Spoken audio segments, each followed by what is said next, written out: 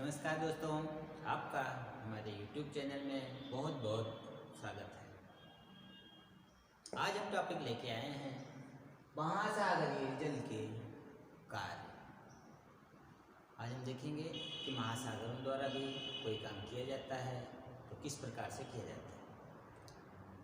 धरातल के दो महत्वपूर्ण स्थलों में या प्रथम श्रेणी के स्थल कृतियों में महाद्वीप एवं महासागर है। तो हम देखते हैं कि महासागर यद्यपि निर्जीव हैं, लेकिन ये भी कुछ न कुछ कार्य करते हैं। इनके कार्यों को लहरों के द्वारा, धाराओं के द्वारा, जिसे जल धाराएं कहते हैं, ज्वारीय तरंगों के द्वारा, सुनामी के द्वारा, तटों पर काट छांट इत्यादि का काम होता रहता है, जिसे सागरीय कार्य कहा जाता है।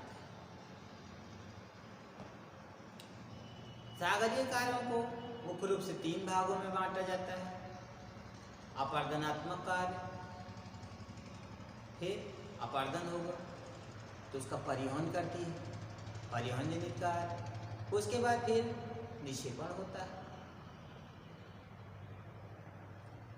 अपर्दन जब सागरीय लहरें, धाराएं, तरंगें या सुनामी तटों से जाकर टकराती हैं तो वहाँ काट छाट टूट फूट इत्यादि घटनाएं घटती हैं, जिसे अपर्दन कहा जाता है।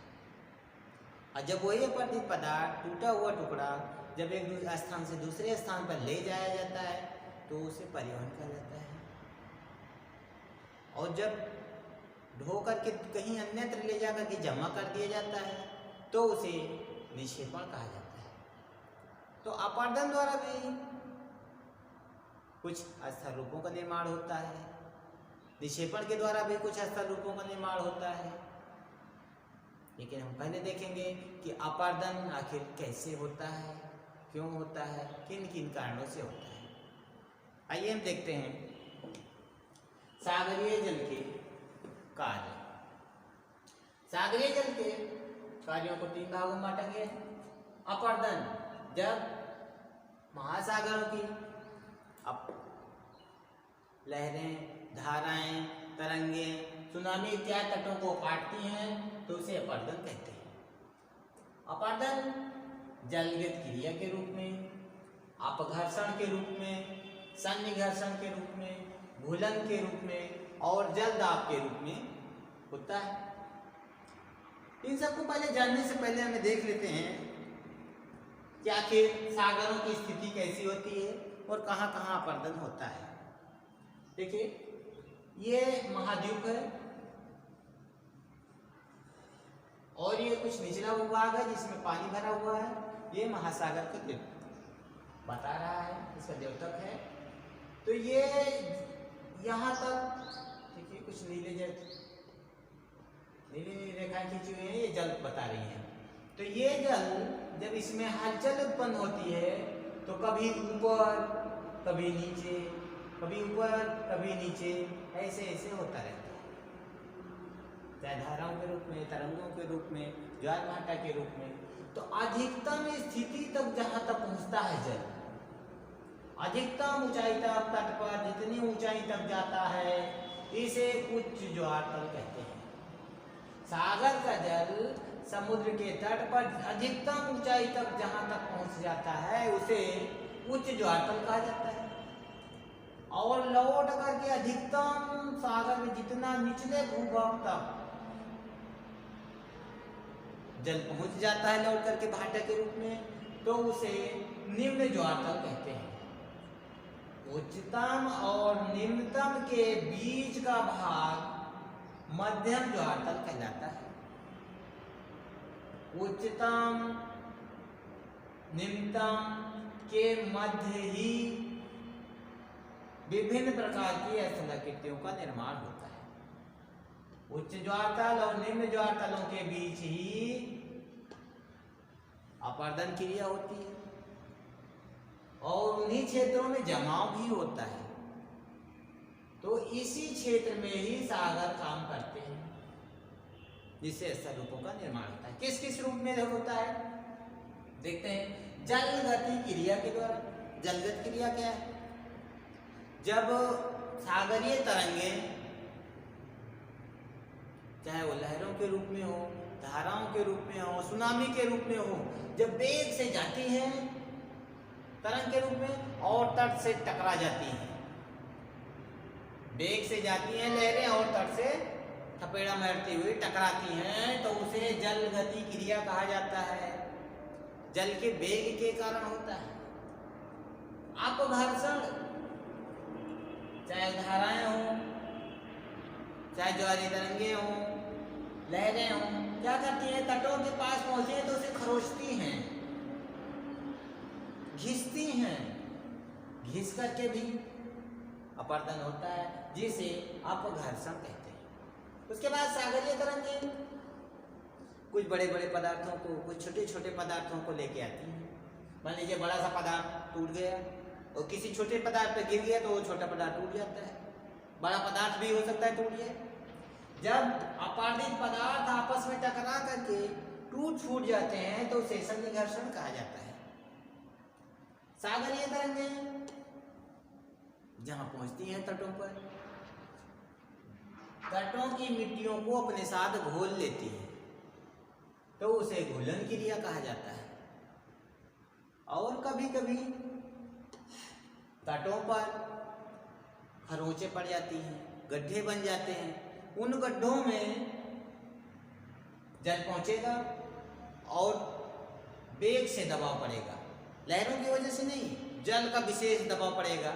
जैसे यहाँ गड्ढा है, इसमें जल आया बहुत तेज से, अब यहाँ पे हवा भी है, इसको बहुत तेज से दबाया, जो प्रेशर पड़ता है जल का वही जल दाब कहलाता है।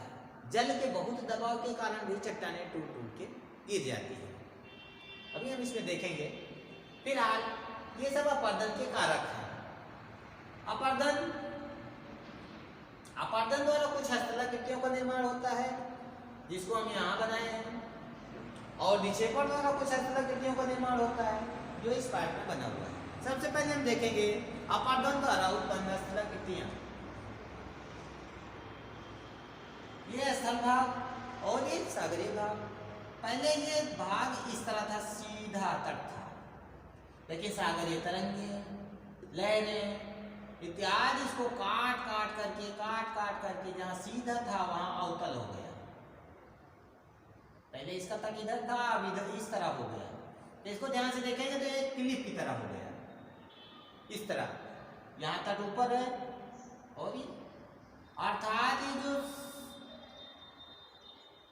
ढाल था 45 डिग्री का कोण दिख रहा था, अभी अवतल हो गया, अर्थात इसका पेट अंदर की ओर झुक जाता है। तो इस ऊपर वाली बनी हुई आकृति को क्लिप कहा जाता है। जब सागरीय लहरें तटों को काट काट करके थोड़ा उसको सीधा कर देती हैं या अवतल नुमा गर्तनुमा इसका तट हो जाता है, तो उसे क्लिप कहते हैं। और यही क्लिप जब कटते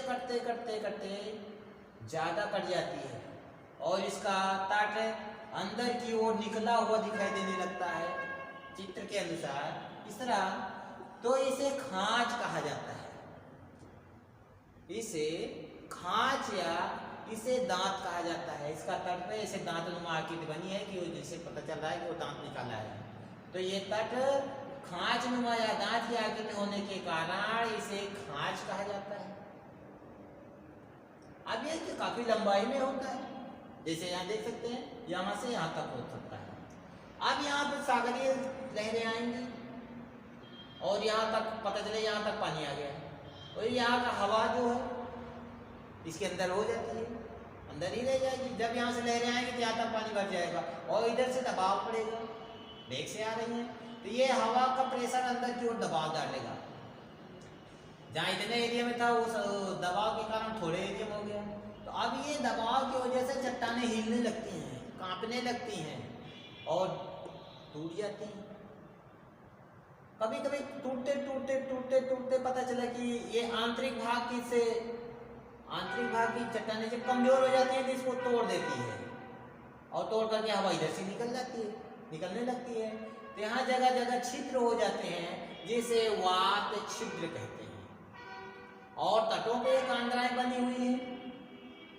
कांद्रा यानी कलर देना, काट छाट करके इसमें गड्ढे बना देना, खोंदर बना देना, वही तटीय कांद्रा कहलाता है। यही तटीय कांद्राओं में जब हवा दबाव के कारण बाहर निकलने लगती है छेद करके, तो उसे वात छिद्र कहते हैं।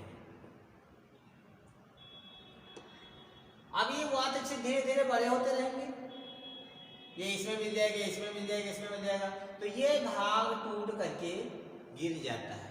जब ये छिद्र बड़े बड़े होते चले जाएंगे तो ये भाग टूट करके क्या हो जाएगा, गिर जाएगा। और यहाँ पर उसका शेष भाग बचा रह जाता है। यही शेष भाग, बचा हुआ भाग, ये टूट करके गिर गया तो शेष बचा हुआ भाग ज्यों या निवेशिका कहलाता है। जब ये टूट करके भाग गिर जाता है, समुद्र में चला जाता है, तो उसे ये बचे हुए भाग को ज्यों या निवेशिका कहा जाता है। और क्या होता है कि सागर के किनारों पर जगह जगह भाग अंदर की ओर घुस जाता है।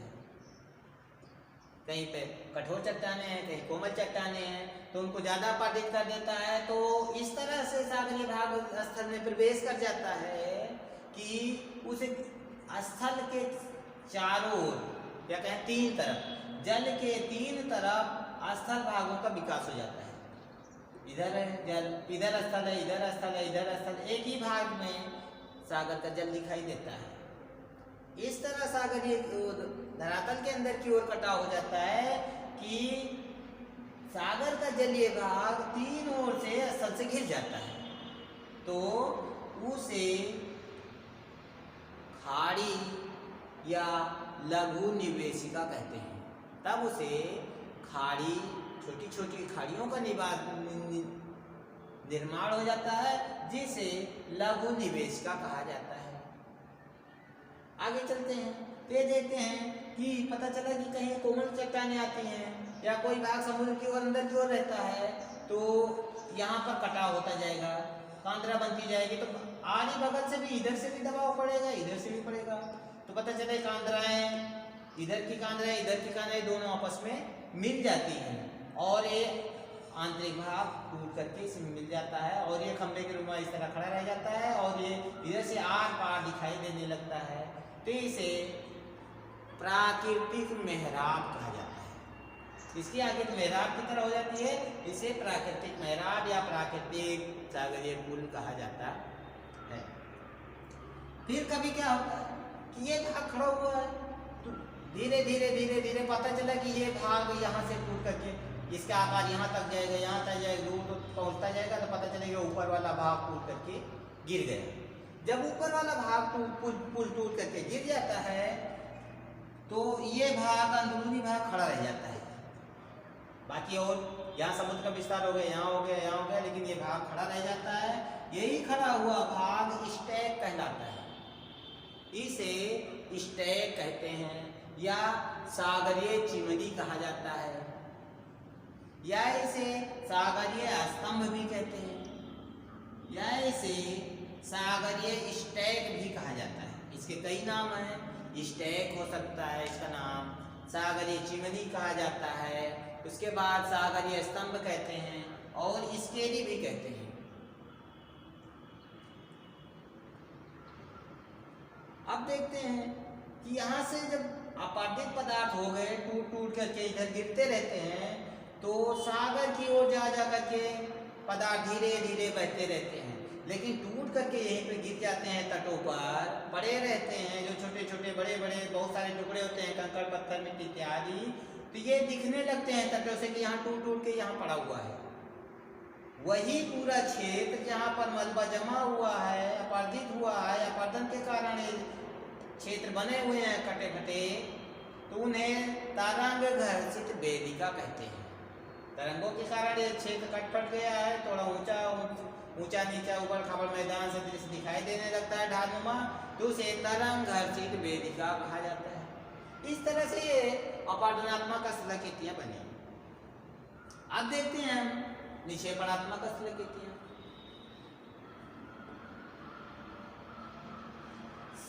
सागर तटों पर काट छाट करता रहता है, काट छाट करता रहता है, लेकिन इसको काट काट करके सागर की ओर ले जाता रहता है। ले जाने के कारण पता चले यहाँ बड़े बड़े काट, फिर छोटे छोटे काट, फिर बड़े बड़े काट, फिर छोटे छोटे काट, कहीं लाइंस, कहीं ऊंचा हो गया, फिर नीचा हो गया, लहरों के रूप में ये ऊंचा नीचा होता रहता है, या ये लंबाई में भी हो सकते हैं, गोल हो सकते हैं। तट के कठोरता के ऊपर निर्भर करता है कि तट कैसा है, किस चट्टानों से बना हुआ है। तो यहाँ ऊंचे नीचे ऊबड़ खाबड़ चट्टानी टुकड़े पड़े रहते हैं या अवसाद पड़े रहते हैं, अपर्दित सागरीय अवसाद पड़े रहते हैं। इनकी भिन्न भिन्न आकृतियां होती हैं, इनके भिन्न भिन्न नाम होते हैं, बहुत सारे नाम हैं इनके। हम अगले इसी वीडियो में हम इस पुलिन के बारे में, विशेष करके पुलिन के बारे में हम एक नया वीडियो बनाएंगे जिसमें केवल पुलिन की ही चर्चा रहेगी। फिलहाल इतना जान लीजिए कि तटों के किनारे जो मलबे जमा हो जाते हैं अपरदन के द्वारा, तो उसे पुलिन कहा जाता है। तटों के किनारे पाए जाने वाले मलबों को, जो कि हमें दिखाई देते हैं, सागरीय तरंगें आती हैं, इसे ऊंचा नीचा करती रहती हैं, धीरे धीरे इसे कम करती रहती हैं और अपरदन के द्वारा ला के जमा भी करती रहती हैं, इसे पुलिन कहा जाता है। पुलिन में बहुत सारे भाग हैं, बहुत सारी चीजें हैं, इसको विस्तार से हम अगले वीडियो में देखेंगे। और देखते हैं कि सागर के तो तट के किनारे था, अब कुछ सागर के अंदर जाकर के मलबे जमा होते रहते हैं, उनके जमाव के द्वारा भी स्थलाकृतियों का निर्माण होता है। देखिए, जब सागरों के किनारे तटों पर, तटों के क्षैतिज या समानांतर तट के नजदीक मलबों का जमाव हो जाता है तो उसे रोधिका कहते हैं। और तट के समानांतर ही लंबाई में अगर तट से दूर मलबों का जमाव होता है तो उसे अपतट रोधिका कहा जाता है। इस तट के लंबवत अगर समुद्र की ओर, अंदर की ओर बहुत बड़े क्षेत्र में मलबे का जमा हो जाता है, समुद्र की ओर पता चले अंदर घुसता चला गया है, तो उसे स्पिट कहते हैं। समुद्र की ओर गया हुआ स्पिट पता चले लहरों इत्यादि के कारण किसी एक तरफ को झुक गया तो उसके आकार हुक के जैसा हो जाता है, तो उसे सागरीय हुक कहा जाता है। जब ये हुक का आकार पता चल रहा है, एक हुक के बजाय कई हुक मिल गए, उसमें बन गए, एक हुक बना, दो हुक बना, तीन हुक, चार हुक बन गए, तो इसे मिश्रित हुक कहा जाता है। मिश्रित सागरीय हुक कहते हैं। कभी कभी इस तरह से निक्षेप होता है, जमा होता है कि सागर का एक तट दूसरे तट से जाकर के मिल जाता है। इस जमाव के कारण एक तट दूसरे तट से जाकर के मिल जाता है और सागर का कुछ भाग इसके अंदर बंद हो जाता है। तो एक तट से दूसरे तट को मिलाने वाला निक्षेप संयोजी रोधिका कहलाता है। संयोजी मतलब मिलाने वाला। जब एक तट को दूसरे तट से मिला देता है कोई निक्षेप, इस तरह बन जाता है कि इस तट से इस तट तक आराम से आया जा सकता है, तो उसे संयोजी रोधिका कहते हैं। और ये जो जल इसके अंदर बचा हुआ है, बंद हो गया इस जमाव के कारण, ये झील कहते हैं, जिसे लैंगून कहते हैं। लैंगून या झील कहा जाता है। फिर पता चले किसी द्वीप और तट के मध्य सागरीय निक्षेप का जमा हो जाता है, सागरीय निक्षेप हो जाता है, तो द्वीप और तट को मिलाने लगता है। वही ऐसा जमाव सागरों का जो किसी द्वीप और तट को आपस में मिलाता है, तो उसे टोंगोलो कहते हैं। या किसी द्वीप है, द्वीप के चारों इस तरह से जमा हो जाता है कि किसी द्वीप के एक छोर से दूसरे छोर तक जाकर के बन जाता है और इसके आंतरिक भाग में जल बचा रह जाता है, तो इसे लूप या छल्ला कहा जाता है। इसे लूप या छल्ला कहा जाता है। या कभी कभी ये तट है, इस तट पर इस तरह लंबवत दिशा में